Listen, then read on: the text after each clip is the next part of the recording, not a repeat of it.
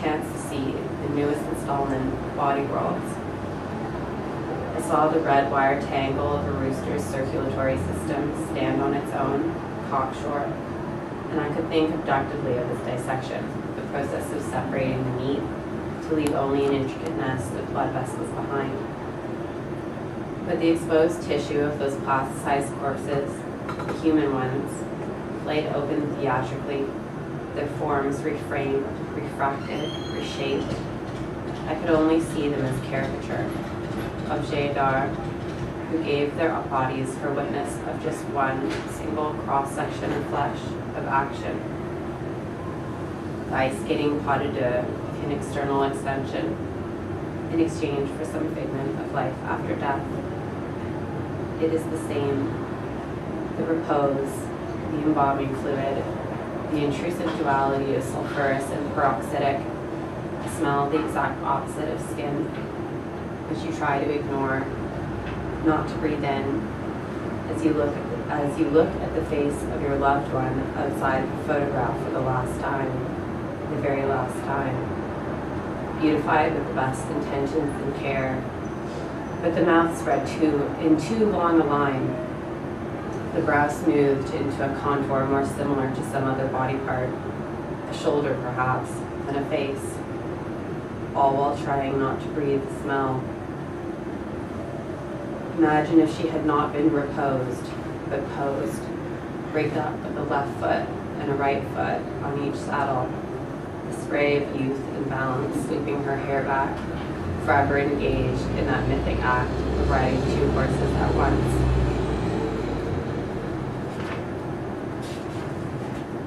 And there's the second one about a trip to a trailer in the Catskills. And then another one about sounds that my partner makes at night. And then this one, well, you'll see. This is Diner Series 1.4. I'll have the American Grand Slam, but with turkey bacon instead of bacon, a hearty sausage instead of sausage, gluten-free English muffin instead of toast, and coffee. Oh, you already brought the coffee. Thank you. The quick procession of an entire family's mutants, half their faces painted a grotesquely muscled green.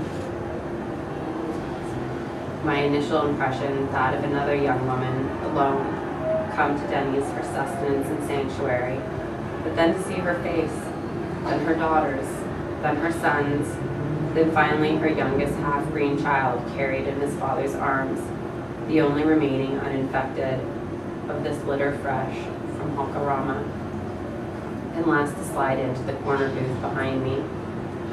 They all want chocolate milk. In front of me, an inescapable Punch and Judy theater of a booth, there is an older couple. Tidy blue sweater, brushed dark auburn pixie cut, feminine in her smallness.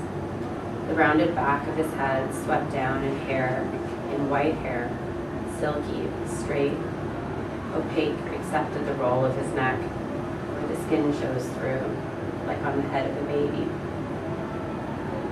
They periodically murmur to each other across the table, but I can only hear the sound of a mouth moving, bumping along the tops of words, leaving them shapeless by the time they get to me. But mostly they are quiet, and I cannot confirm which of the two, the woman or the man, has started to slip away, leaving the other to speak for both of them, translate the silence caused by the static of lost words, and read their well-worn trains of thought back to the movie title, the recipe, the year, to provide the gift of it fully formed back in their mouth, a mouth that smiles for relief of having got the stray syllables back, but as quickly tightens in a grimace of mourning, panic, shame, that they could not find the word alone. And this next one is also a little dark.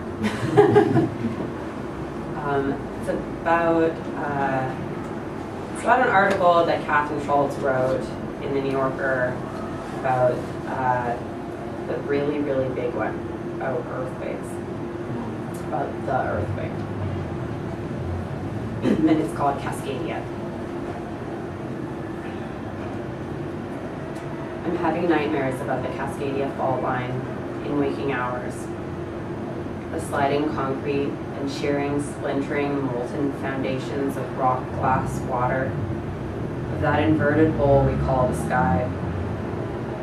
I'm getting headaches again, a dry ache in my jaw from grinding, clenching my teeth, like I'm flinching against those invisible waves that come before the quake. The New Yorker, online, at my desk. Only my eyes move in horror down the page. Muscles twitch my limp wrists at the mouse to scroll down and down and down Catherine Schultz's article, the really big one. The San Andreas big one is only coming when Cascadia is shorn from above Vancouver Island down into California. If it arrives today, its coming will have already been a foregone conclusion for 72 years. And then the unavoidable.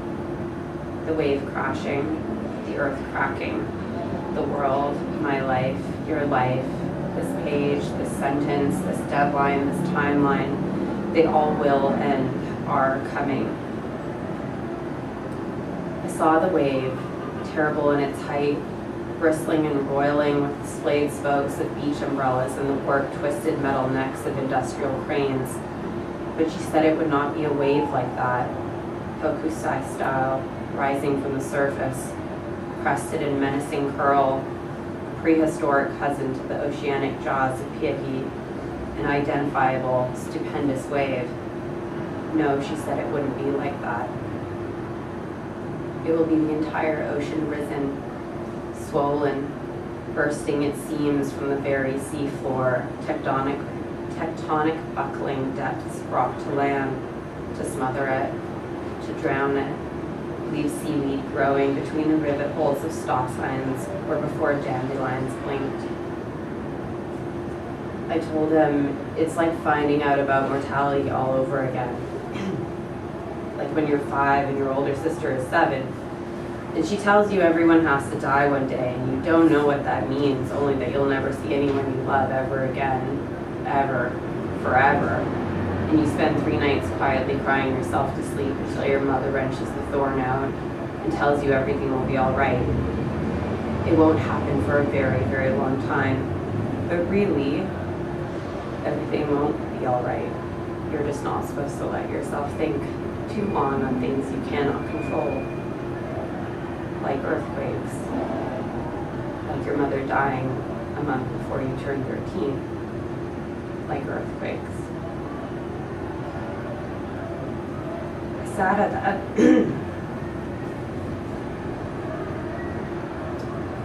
at that computer and felt people passing behind me. Their eyes not grazing the back of my head, because no one is interested that I'm reading when I should be working. No one is interested in the really big one, or the really, really big one, when they could be running, screaming in panic, trying to get to high land, trying to get inland away from the windows, and I can only make a minuscule shake of my head, stare only slightly more wide-eyed than usual, screaming at the top of my lungs in silence, run. If it's not the big one, it's the really big one. If it's not the gut parasite, it's the heart. If it's not in your sleep, it's on the bus. And how have humans evolved to forget this? Like that mechanism when a woman gives birth and within days cannot recall the labor pains, postpartum amnesia. But instead of forgetting 8 hours tearing flesh so that a life might start, we make ourselves forget we will be torn too. The tear lurking in the Cascadia Fault is only different in its scope. How many lives lost at once, as opposed to the lights shut off one at a time, every second, every day. A sweeping tidal sadness coming from the Pacific Northwest. And one day, will we forget even that? Will you even live to see the really, really big one? Will you even live to see Wednesday? I keep hearing the rush of water driving itself up Granville Street, monstrously diverted into tributaries, exploding down numbered avenues. If I was at home in my basement floor apartment, would the wave leave my body in suspension, a ripple in radiating hair? The water would come in that fast, a stampede through those big front windows, cheap plate glass tinkling, bursting shards, dust, a mosaic burst forth from the frame, rushing unabated to leap down and kiss the black radiator, swallow my mother's photo albums, bloat the new red couch I've had for 5 years and still call the new red couch. If it happened at night, I would taste, for a second, the cobwebs that float like curtains but fail to hide the two walls kissing in broad sweeps of stucco. Would the Centurion old building fall around my ears, or less sweetly collapse into my not up to the task cheekbones, in a wheezing of wainscoting plaster and exposed pipes? At work, on the 10th floor, I might even get lucky and avoid the water, get caught, pinioned, trapped like a rodent in the trees of the ghost forest in Schultz's article, the salt water choking their roots, forcing them to climb higher and higher, unavoidable carrion for the birds who can fly away.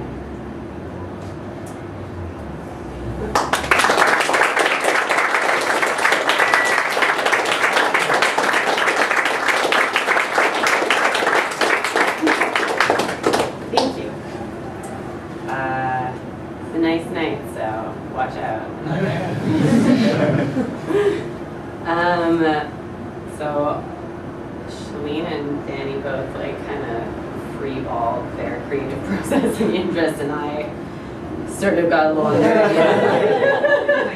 Like wrote some stuff out, and yeah, I'm gonna read some of it, and you all have to stay here.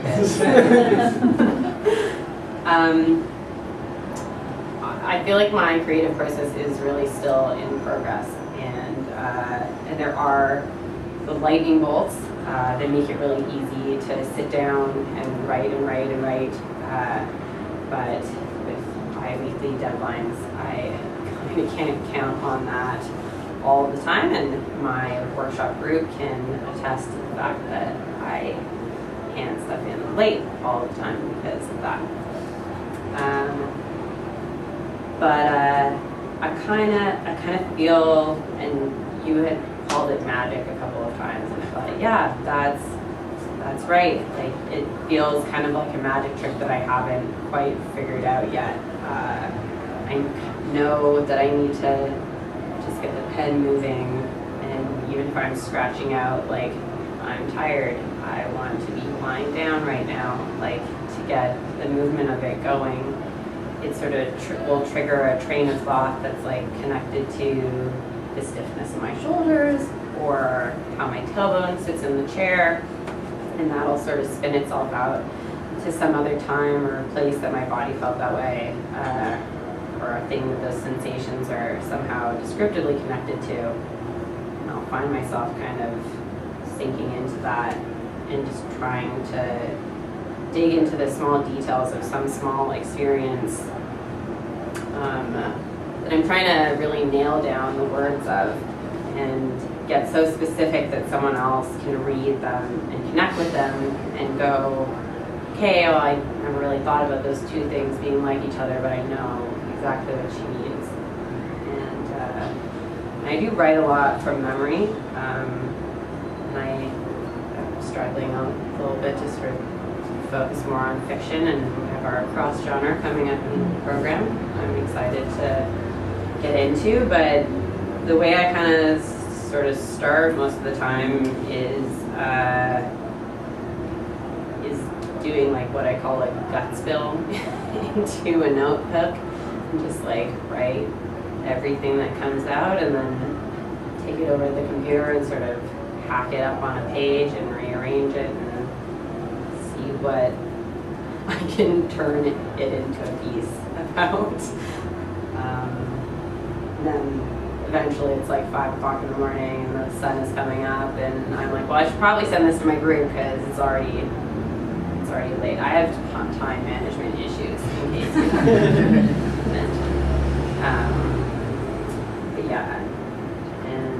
But and I feel kind of like it's when we were told, tell us about your creative process, that's something you have to talk about. You kind of don't want to give it away. You want to be like, well, it's just the lightning bolts. They just kind of show up, and then I, write like haunting weird pieces about earthquakes, and it all just falls together. But like, it really is a process, and it's a practice, and like it's something that I feel like I want to spend more time grounding myself in, is being able to tap into that whenever I want to, so that it's like, a Tuesday afternoon, and I have a half hour to sit, and I don't have to clean the whole apartment first, or like actually do something that I might get paid for, or like that I can just sort of sit down and be in it and flip the switch, but that would be great. That would be magic. So we'll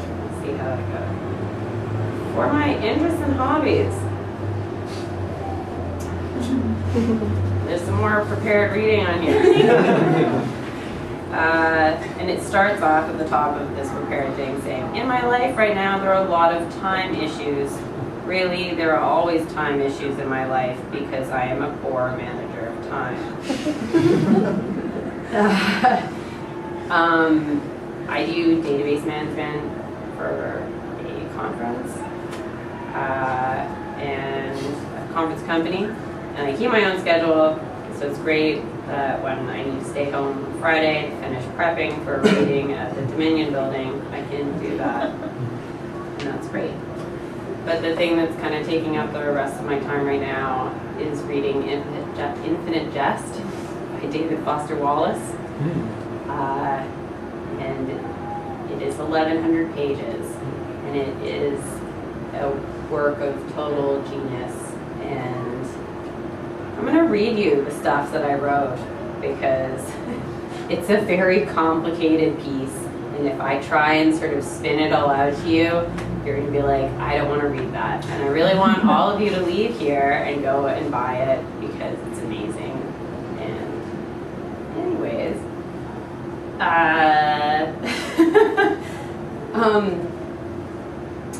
so I am reading it, and I know it's very long. And someone asked me the other day if I was reading all of the end notes. And I kind of was aghast and saying, how would you ever read this book without the end notes? Like, you can't do that. Like, that's like saying, oh, did you read the last 3 chapters of a book? Like, what kind of a monster would they think could read this book without the end notes? Anyways, I was a little taken aback. And if you haven't read it, the footnotes are not like when you read Anna Karenina. And you didn't know that the racetrack where Vronsky cripples that beautiful horse was a well-known social hub of the Russian aristocracy, and that the aristocracy actually spoke French and not Russian. They're not background history like in our reality. They're like textual artifacts that put you more, that really like ground you in the layers of realism and absurdity in the world of the book. It's kind of like having Wallace peering over your shoulder, showing you little extra things that he wants you to notice, just in case you hadn't noticed them. Also throwing in little foreshadows or details that you couldn't at page 211 know would be relevant at 781, which I'm not even at yet. He kind of wants you to be running around the book because there are so many hidden rabbit holes to fall down. That's not so much an exercise in following, a narrative, as it is experiencing all the minute detail and experience of these characters and plot lines that are incredibly nuanced and psychologically convoluted in a way that is literally like living the lives of 20 people at once. So you wonder why I don't have any time for anything else. Do you think maybe any writer worth their salt could write 20 characters and string them out and give them needs and motives? Wallace is supremely omniscient and supremely calculating, and this pulling around in and of itself is even described in detail as a characteristic of Hal's tennis game. He's the central character of the book. Much of the book centers around an elite tennis academy and nearby drug and alcohol recovery house, but also the activities of Quebecois terrorists bent on returning the gift of 3 radioactively corrupt states that were gifted by America to Canada. And anyways, the jerking around is as much a part of the game of infinite jest as it is in Hal's tactical strategy. There's a quote here that he says, "In essence, he is a torturer, if you want his essence as a player, instead of a straight-out killer like Stice or the Canadian Wayne. This is why you don't stay back or play safe against Hal. This is the way of the ball seeming just in reach to keep you trying running. He yanks you around, always 2 or 3 shots ahead. He won that point on the deep forehand after the serve. The second he wrong-footed Stice, you could see the angle open up.